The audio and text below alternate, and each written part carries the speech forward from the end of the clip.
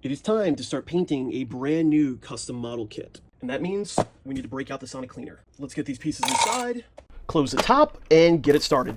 And now that we're done cleaning, it's time to throw this into our salad strainer. And now we're gonna put the cap on the salad spinner, and what we're gonna do here is just get rid of all the excess water by giving this a nice good spin.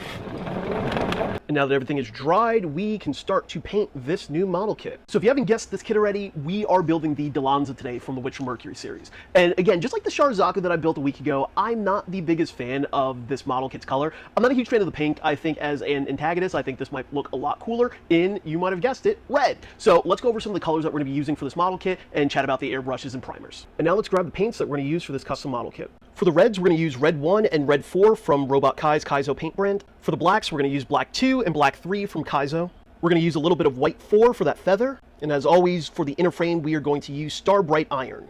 And for the few parts that we have a Yellow 4 from Kaizo. For our primers, we're going to use Gray for all the dark parts, and then for all the red, we're going to use this yellow primer. And for those yellow pieces, we are going to use a Pink Surfacer Evo from Gaia Paints. For my priming airbrush, I'm going to use the Gallery Premium Mobius TG. For the metallics, I'll use the Gallery Premium Mobius 3.0. And for the rest of the base colors, we're just going to go with an Iwata Revolution CR. So my first base coat of this model kit is all done, and now it's time to throw these parts into our drying booth so these paints can cure. All right, so all the paints have been cured in my dry booth, and now it is time to start masking.